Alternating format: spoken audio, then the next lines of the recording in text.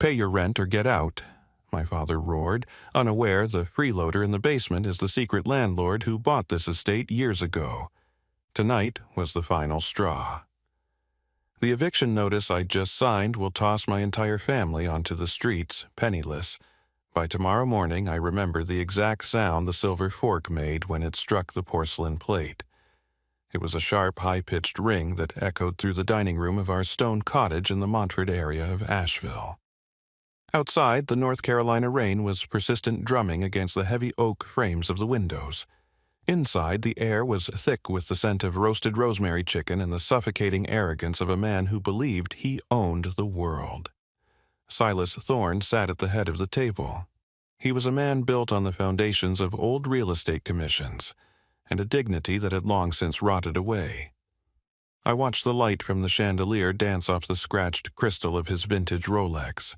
It was a relic of his glory days, a gold-plated symbol of success that he wore like a shield, even though the movement inside was likely crying out for a service he could no longer afford. He adjusted his cuff, ensuring the watch was visible to everyone as he cleared his throat. "The cost of living is not what it used to be, Julian," he started. His voice was a low-practiced rumble, the kind he used to close deals in high-end office buildings 30 years ago. He did not look at me. He looked at his wineglass, swirling the liquid as if he were measuring my worth in milliliters. Beside him, Beatrice, my stepmother, received a nod of approval with a precision that felt rehearsed. She straightened her napkin, her eyes darting toward me with a mixture of pity and calculated disdain. My brother Gavin sat across from me, his face illuminated by the glow of his phone. He did not care about the conversation until it involved money that he might eventually find a way to spend. Only Juniper, my younger sister, looked away. Her knuckles were white as she gripped her water glass. She knew what was coming. "I have reviewed the accounts." Silas continued, his tone shifting from casual observation to an icy ultimatum. "This house requires maintenance. The taxes are rising. The insurance for a historic property like this is astronomical. We cannot continue to carry your weight, Julian. Your little freelance projects and artistic posters are not a career. They are a hobby, and I'm finished subsidizing your lifestyle." I remained silent. I kept my hands folded in my lap. I did not defend my work or my income. I simply watched him. I watched the way his face began to flush a deep, angry crimson. My silence was a vacuum, and it was pulling his patience into it. $2,100, Silas barked. The number landed on the table like a lead weight. "Starting next month, that is your rent. It is the market rate for a luxury basement suite in this zip code. You will pay it on the first of every month, or you will pack your bags and find a sidewalk that is more suited to your lack of ambition. Do you understand me?" I took a slow breath, tasting the salt and the rosemary. I did not blink. I did not look away. I saw the desperation behind his eyes, the fear of a man who was running out of time and influence. $2,100, I repeated quietly. The sound of my own voice felt steady, anchored to the truth that only I knew. Silas did not like my tone. He did not like the lack of fear in my eyes. He stood up so quickly that his chair screeched against the hardwood floor. Then he slammed his hand down on the table. The impact was thunderous. The wine glasses rattled. A silver spoon jumped from its place and clattered onto the floor. The roar that came out of him was primal, a desperate attempt to reclaim the dominance that was slipping through his fingers. "Pay your rent or get out," he screamed. The veins in his neck were bulging, pulsing in time with the ticking of that fake gold Rolex. "I am the master of this house. I built this life. You are nothing but a tenant in my domain." The room went deathly silent. Beatrice froze mid-sip. Gavin finally looked up from his phone, a small, cruel smirk playing on his lips. Juniper closed her eyes, a single tear tracing a path through the charcoal smudge on her cheek. I stood up slowly. I did not shout. I did not argue. I looked at the man who called himself my father, and I felt a strange, cold pity. He thought he was giving me an order. He thought he was exercising his power. He had no idea that he was standing on a foundation that had already been sold from under him. "I understand, Silas," I said. My voice was a whisper that cut through the lingering vibration of his roar. I turned and walked away from the table. I did not look back at the expensive dinner or the angry man. As I descended the stairs to my basement, the silence of the stone walls wrapped around me like a promise. They thought they had finally broken me. They thought they had won. But as I sat at my desk and looked at the deed in my drawer, I did not feel broken. I felt ready. The wooden stairs groaned under my weight, a familiar protest that marked the transition from the theater of the upstairs dining room to the sanctuary of my fortress below. As I reached the bottom step, the temperature dropped, the air turning crisp and carrying the faint grounding scent of ancient granite and cold iron. This basement was not a dungeon. It was a cathedral of stone built with 20-inch thick walls that had stood for over a century in the heart of Montford. Here, the frantic echoes of Silas Thorne's rage could not penetrate. The silence was absolute, a heavy velvet curtain that shielded my thoughts from his poison. I sat at my mahogany desk, the wood scarred by years of creative labor. To my left, resting on a velvet-lined shelf, sat my mother's Super 8 film camera. It was a heavy mechanical beast that Isla Reed had used to capture the light of our childhood before the cancer took her sight and then her life. It stood as a silent sentinel, its lens reflecting the dim glow of my laptop screen. It was a reminder that, while voices can be silenced, the truth is always captured in the frames we leave behind. I ran my thumb over the cold metal casing, drawing strength from the legacy of the woman who had taught me that a person's value is not measured by the volume of their shout, but by the clarity of their vision. I opened the bottom drawer of my filing cabinet, reaching past the sketches and the hard drives until my fingers found the heavy cream-colored envelope. Inside lay the documents that Silas Thorne would have burned if he knew they existed. These papers were the culmination of a decade of silence. 9 years ago, the world saw me as a struggling graphic designer, a college dropout who could barely afford his own groceries. They did not see the night I sat in a dimly lit convenience store on the edge of Asheville, staring at a ticket that held the numbers 5, 12, 22, 41, 49, and 15. $5.2 million. To a 23-year-old, it was an abstract concept, a mountain of gold that could either build a life or bury it. At that same moment, Silas Thorne was drowning. The real estate empire he had boasted about was a house of cards leaning into a hurricane. He had overleveraged his assets, taken predatory loans to maintain the appearance of a country club lifestyle, and was weeks away from a public humiliating bankruptcy. He would have lost this stone cottage, the only thing that truly connected our family to a sense of history. I did not give him the money. I knew Silas well enough to know that a gift would only feed his ego and be squandered within a year. Instead, I contacted Brooks Vance, a sharp-eyed attorney with a penchant for discretion. We established a Delaware-based limited liability company titled Vance and Reed Holdings. Through a complex series of shell corporations designed to mask the ultimate beneficial owner, we approached Silas' creditors. We bought his debt at 70 cents on the dollar and then executed a private sale-leaseback agreement. To Silas, it appeared as though a mysterious silent investora, fan of historic preservation, had stepped in to save his home and his reputation. He signed the deed over to the corporation in exchange for the liquidation of his debts and a lifetime right to reside in the property provided he maintained the upkeep. He believed he had cheated fate. He believed he was still the master of the domain because he remained within its walls. He never realized that the silent investor was the son he mocked for sleeping in the basement. For 9 years, I have maintained the charade. I have watched him walk through the hallways like a king, oblivious to the fact that his crown was made of paper and ink held in my desk drawer. Every month, I have sent him utility contributions through a digital payment app which he smugly categorized as a handout. In reality, those funds were being routed back into the corporate account I used to pay the annual property taxes to Buncombe County. In the United States, property ownership is not just about a name on a gate. It is about the chain of title and the satisfaction of tax obligations. By ensuring the taxes were paid under the corporation's name, I prevented Silas from ever gaining a claim through adverse possession or any other legal loophole. I have acted as his shadow landlord, his invisible benefactor, and his silent witness. I have watched Beatrice count the pennies of our electric bill while I signed checks for the structural repairs to the roof and the chimney. The irony was a cold, hard weight in my chest. Silas wanted $2,100 a month.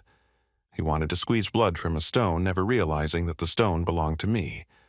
He wanted to use the market rate of Asheville's booming real estate market as a weapon to humiliate me, unaware that the very market he worshipped had made me a millionaire 3 times over.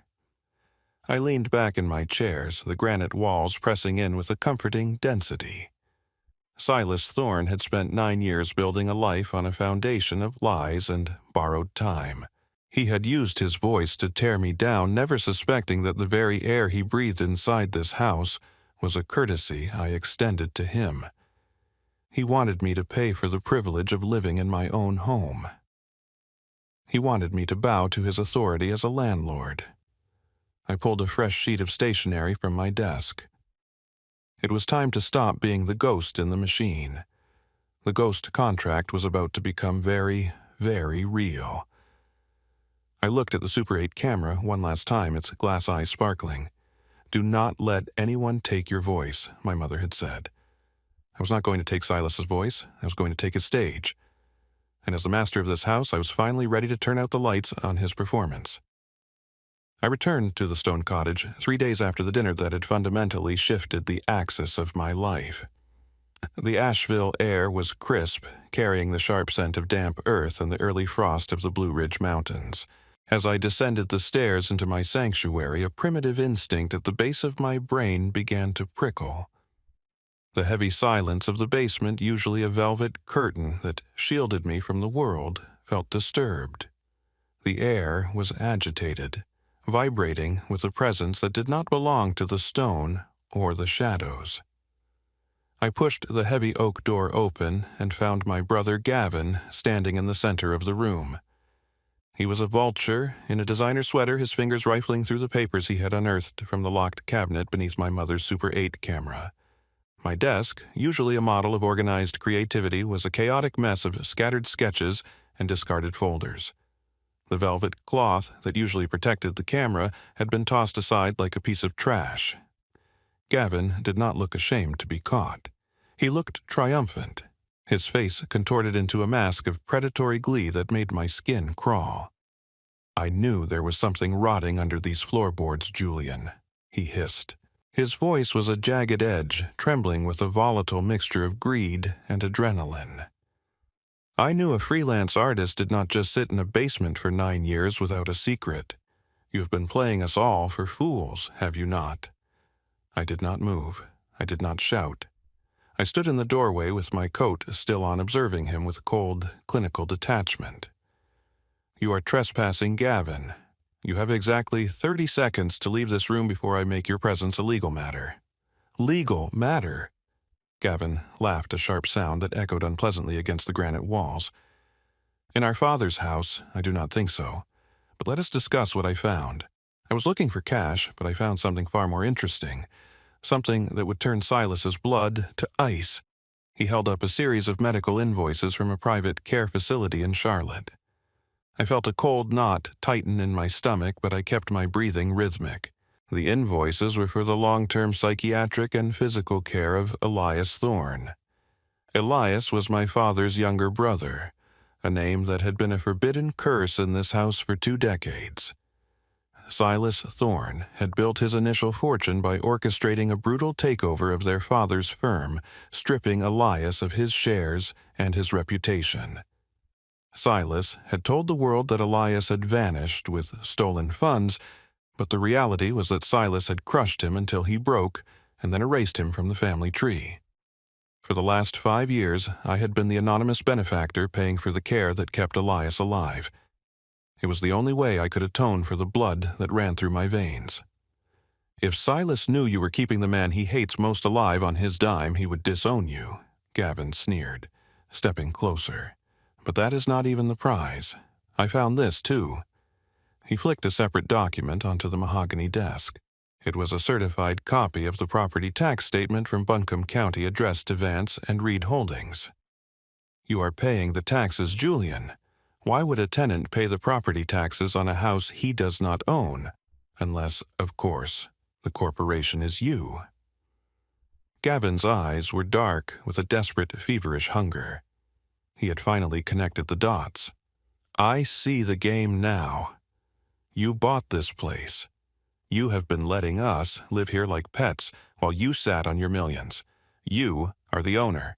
He leaned over the desk, his breath smelling of unearned confidence and desperation. Here is how this is going to work. I have debts, Julian, debts that Silas cannot know about.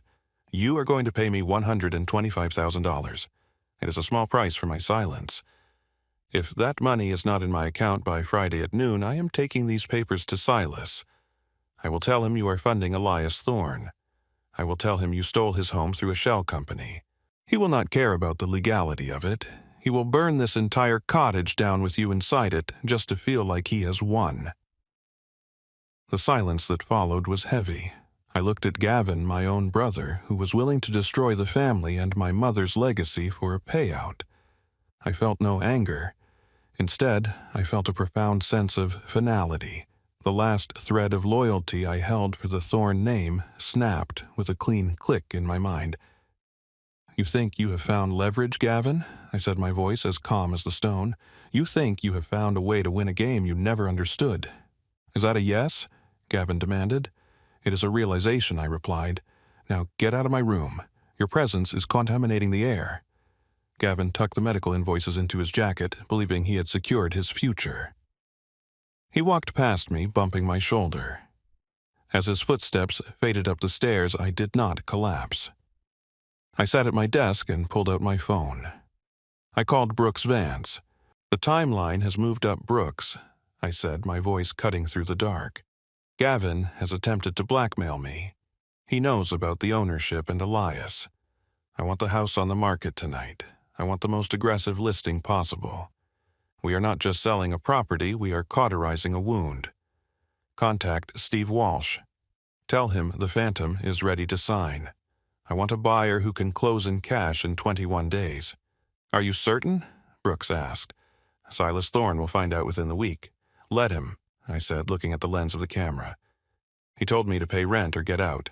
I've decided to take the latter option, but before I leave, I'm going to make sure the stage he is standing on disappears. Start the escrow process. Now. I hung up the phone. Gavin thought he had trapped me. He had no idea that I was about to walk away with $1 million profit and leave him with nothing but the echoes of his own greed. The game was no longer about hiding. It was about the grand finale.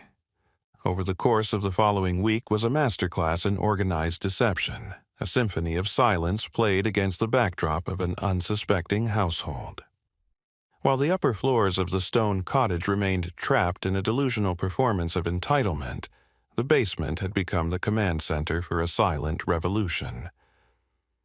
I moved through the house like a ghost, observing the Thorne family as they decorated a ship that had already been sold to the sea. Every morning at precisely 8:45, Silas Thorne emerged from his master's suite dressed in his pressed linen golf polo and tailored slacks.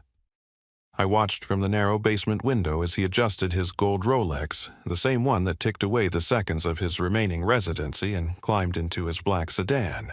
He was headed to the Asheville Country Club, where he would spend his day drinking gin and tonics and regaling his associates with stories of how he was finally taming his wayward son. To Silas, the world was a static place where he was the permanent protagonist. He did not realize that every time his tires crunched over the gravel driveway, he was clearing the stage for the real master of the house. As soon as his car vanished around the corner of Montford Avenue, the secret machinery of the sale hummed into life. Steve Walsh, the most discreet luxury realtor in North Carolina, arrived with the precision of a Swiss watch. He did not park in the driveway. He left his vehicle 2 blocks away to avoid suspicion. He guided prospective buyers, serious individuals with proof of funds and a hunger for historic preservation, through the garden entrance and into the basement first. I watched their eyes scan the granite walls. They touched the stone with a reverence that Silas had long since forgotten. They understood the value of the 1910 masonry, the integrity of the foundation, and the rare beauty of a Montford cottage that had been kept in its original state. While these strangers were whispering about earnest money and title insurance, I could hear Beatrice Thorne pacing directly above our heads. The contrast was staggering. Beatrice was in the midst of what she called her vision quest for the living room. She had spread dozens of paint swatches across the antique coffee table shades with names like Alabaster Mist, Dusty Sage, and Champagne Dreams. Through the floorboards, I could hear her voice high-pitched and vibrating with a false sense of permanence as she described her plans to a contractor over the phone. "We are going to open up the space," she declared, her footsteps sharp against the hardwood. "I want the stone fireplace painted a bright modern white. It is too heavy, too dark. And the floors, we are going to lay down that beautiful gray vinyl planking. It will make the house feel so much more current." I sat at my mahogany desk, the laptop screen glowing with a very different set of visuals. While Beatrice was imagining a modern white fireplace, I was reviewing the digital escrow instructions. I watched the cursor blink over the final authorize button for the transfer of the title to a private investment group. To Beatrice, the house was a canvas for her vanity. To me, it was a legal entity that was currently being liquidated. The visual language of change was everywhere, though only I could see it. In the deep shadows of the basement storage room nestled behind the old furnace, a stack of double-walled, corrugated cardboard boxes stood ready. They were flat, silent, and unassuming, but they represented the physical reality of our departure. In my mind's eye, I saw them filled with the only things that mattered: my mother's Super 8 camera, my design portfolios, and the few relics of a childhood that Silas had not managed to tarnish. While Beatrice was obsessing over Dusty Sage paint, I was focused on the cold, hard logic of the escrow process. I reviewed the settlement statement, noting the credits for property taxes I had already paid and the wire transfer instructions that would move $860,000 into a secure, private account. The earnest money deposit had already cleared a silent signal that the buyer was committed. The tension in the house was a living thing.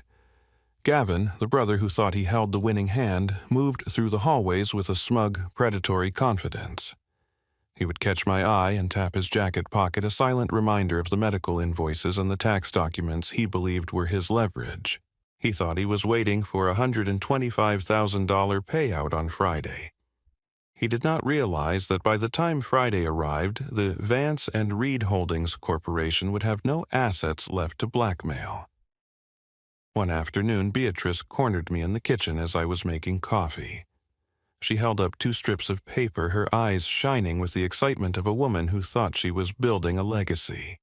"Which one do you think, Julian, the Classic Pearl or the Morning Frost? I think the Morning Frost will really highlight the new drapes," I ordered. I looked at the colors, 2 nearly identical shades of white, and then I looked at the kitchen window.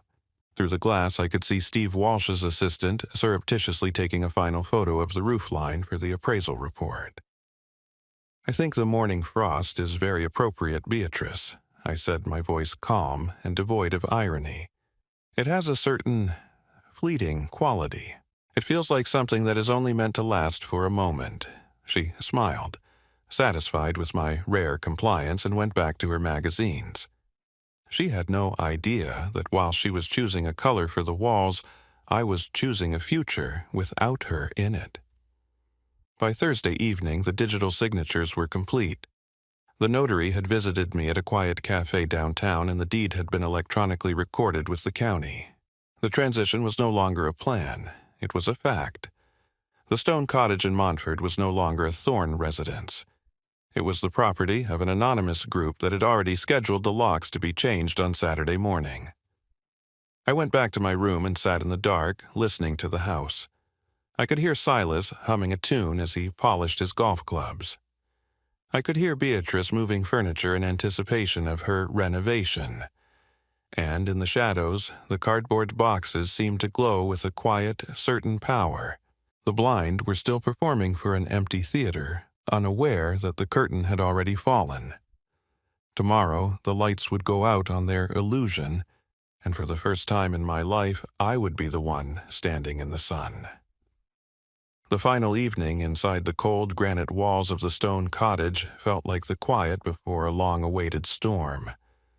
Outside, a thick mountain mist had descended upon the Montford area of Asheville, swallowing the street lamps and blurring the jagged outlines of the historic oak trees. The air was heavy with the scent of damp moss and wood smoke. Inside the house was eerily silent. Silas and Beatrice Thorne were attending a silent auction at the country club, likely bidding on expensive trinkets with money that no longer belonged to them. Gavin was out presumably celebrating the blackmail windfall he believed was coming his way. I sat at my mahogany desk, the surface now bare and polished, staring at the single suitcase that held my entire existence. The stone walls, which had been my fortress and my prison for 9 years, seemed to pulse with a low energy, as if the house itself knew that the lease on the family deception was finally expiring. A soft, rhythmic knock sounded at my door. It was a sound I recognized immediately, a gentle whisper against the wood that lacked the entitlement of Silas or the aggressive hunger of Gavin. "Come in, Juniper," I said, my voice sounding hollow in the stripped-down room. The door creaked open and Juniper stepped inside. She did not look at the empty shelves or the packed boxes that lined the floor like soldiers. She walked straight to the mattress and sat on the edge, her charcoal-stained fingers twisting the hem of her oversized sweater. She looked at my mother's Super 8 camera, which was the only object still resting on the velvet-lined shelf. "You are leaving tomorrow morning," she said. It was not a question. "I have to leave Juniper," I replied, standing up to face her. "The house is sold. The new owners arrive on Saturday morning. By then, Silas and Beatrice will have received their legal notices. I cannot be here when the ground beneath them finally shatters." I expected her to cry. I expected her to ask me how I could do this to our father, or where she was supposed to go now that her world was ending. Instead, Juniper looked up at me and a small knowing smile touched her lips. It was an expression of such profound clarity that it stopped the air in my lungs. "I have known for 3 years, Julian," she whispered. The silence that followed was heavier than the stone foundation of the cottage. I stared at her, my mind racing through the thousands of moments I had spent meticulously hiding my identity, my wealth, and my ownership of this property. I had vetted every lawyer and used a Delaware shell company to ensure that my name was never linked to the deed. "What did you say?" I asked, finally finding my breath. "I saw a letter from Brooks Vance 3 years ago," she continued, her voice steady and calm. "It was tucked inside one of your old sketchbooks in the attic. I did not mean to snoop, but I saw the name Vance and Reed Holdings and the property tax identification number for this house. I am a student, Julian, but I'm not blind. I did the research at the county records office. I knew you bought this place when Silas was drowning in his own real estate debts." "Why did you never say anything?" I asked, my voice trembling. "You watched me pay rent to my own father. You watched them humiliate me for years."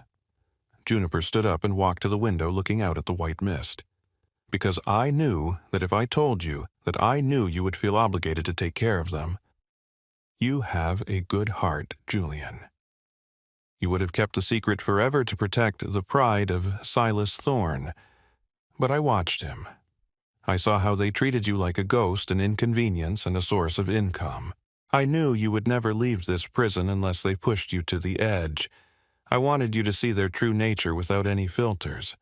I wanted you to have a reason to finally choose yourself. I wanted you to be free." I sat stunned, the weight of her words sinking into my skin. "Gavin found the papers because I let my guard down." "No," Juniper corrected me, turning back to face me. "Gavin found those papers because I stopped protecting you. For 3 years, I have been the one moving your private mail. When Gavin tried to bypass the router settings to access your digital files last Christmas, I was the one who reset the system before he could see anything. When Silas almost found your bank statements in the recycling bin, I was the one who burned them. But last week, when Silas screamed at you during dinner and told you to get out, I realized that this house was killing your spirit. So when Gavin started snooping again, I did not stop him. I left the cabinet unlocked. I let him find just enough to make him greedy. I knew he would try to blackmail you, and I knew that would be the final spark you needed to burn this bridge. I looked at my younger sister and realized she had been my guardian all along. She had navigated the toxicity of this house with a silent grace, sacrificing her own peace to ensure my eventual freedom. "You stayed in the line of fire for me," I said. "We are the only Reeds left in this house, Julian." She said, her eyes shimmering with her unshed tears. "Silas and Gavin are thorns. They only know how to take. But you and I, we know how to create. I was never afraid for myself. I was only afraid that you would spend your whole life in this basement, waiting for a love that Silas is not capable of giving." I reached into my bag and pulled out a small navy blue folder. I had prepared it weeks ago. I walked over to her and placed it in her hands. "What is this?" she asked. "It is a restricted trust fund," I said. $220,000. It is already registered in your name. It covers 4 years of tuition at the Pratt Institute in New York, a studio apartment in Brooklyn, and a monthly stipend for your art supplies. There are no strings attached. You do not owe Silas a cent, and you do not owe me anything either. Juniper looked down at the folder, her breath hitching. The reality of the freedom it represented seemed to overwhelm her. She began to shake, the tears finally spilling over.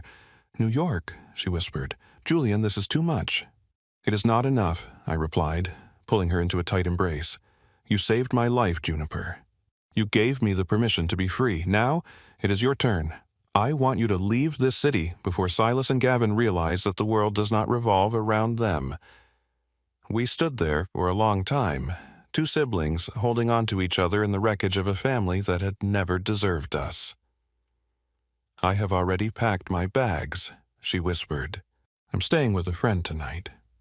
I will not be here when the sheriff arrives tomorrow." "Good," I said. "Go to New York, Juniper. Become the artist Mother always knew you were." She nodded, tucked the folder under her arm, and walked toward the door. "I love you, Julian. Thank you for hearing me." "I've always heard you," I replied.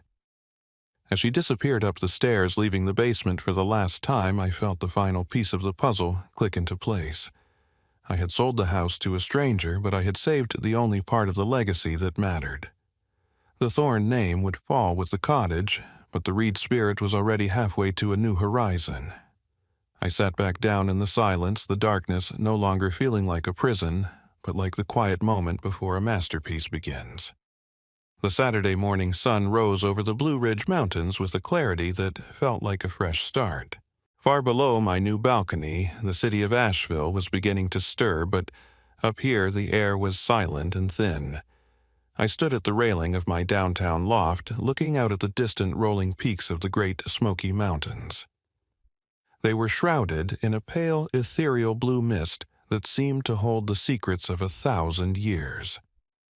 For the first time in nearly a decade, my lungs expanded, fully untainted by the smell of damp wool or the suffocating weight of a basement ceiling. At that exact moment, 5 miles away in the historic district of Montford, the performance was finally coming to an end. I did not need to be there to see it. I could visualize every detail with a haunting precision. I saw the white patrol vehicle of the Buncombe County Sheriff pulling into the gravel driveway. I saw the deputy, a man who represented the cold, impartial reality of the law, walking up the stone steps I had meticulously repaired. He reached out and pressed a bright, neon-colored legal document against the heavy oak door. The sound of the staple gun piercing the wood was the final gavel strike on the Thorne family legacy. My phone began to vibrate against the metal table. The caller identification displayed a name that no longer carried any power over me, Silas Thorne. I let it ring 3 times, allowing the silence of the mountains to anchor my soul before I slid the bar to answer. I did not say hello. I simply listened to the sound of a man's world collapsing through a digital signal. "Julian, what is the meaning of this?" Silas roared. His voice was frantic, a jagged edge of panic and confusion that lacked its usual practiced resonance. "There is a deputy on my porch. He says I have 48 hours to vacate the premises. He says the house was sold by a corporation I have never heard of. Did you forget to pay the taxes? Did you steal the maintenance funds? Answer me." I looked out at the horizon, watching a hawk circle a distant ridge. "There was no mistake, Silas," I said. My voice was a calm, steady contrast to his turbulence. "The taxes were paid, the maintenance was managed. The house was sold because the owner decided it was time to move on. The owner," Silas spat the words out. "I am the owner. This is my heritage. I am Silas Thorne." "No, Silas," I replied, and the words felt like a physical liberation. "You are not the landlord. You have never been the owner. You were just a tenant who failed to pay his maintenance for 9 years. You lived in a house built on my silence, and you mistook my patience for your power. I bought that stone cottage 9 years ago to save you from your own bankruptcy, but you used that second chance to treat your son like a burden. The corporation you do not recognize is Vance and Reed Holdings. The Reed is for my mother. The Vance is for the lawyer who ensured you would never have a legal claim to the ground beneath your feet." The silence on the other end of the line was absolute. It was the sound of a man realizing that every arrogant lecture, every demand for rent, and every insult he had hurled had been directed at the person who was secretly providing the roof over his head. Gavin told me you were funding Elias." Silas whispered, his voice suddenly small and broken. "I am funding a human being you tried to destroy," I said. "And as for Gavin, he thought he could blackmail me for $125,000. He did not realize that I would rather sell the entire estate and give the profit to a preservation group than give him a single cent of my mother's legacy. The house belongs to the city's history now, Silas. You have 48 hours to find a new stage for your performance." I ended the call before he could respond. There was nothing left to say. The debt was settled, the secret was told, and the prison was gone. I walked back into the living room of my loft. It was a space defined by light and high ceilings, a stark opposite of the basement that had held me for so long. I picked up my mother's guitar, which I had rested against a stool. I ran my fingers over the mahogany wood, feeling the smooth spots where Isla Reed's hands had once pressed. I sat down and played a single resonant chord. It was a folk melody she used to play when the world felt too loud, a song about birds that find their way home through the storm.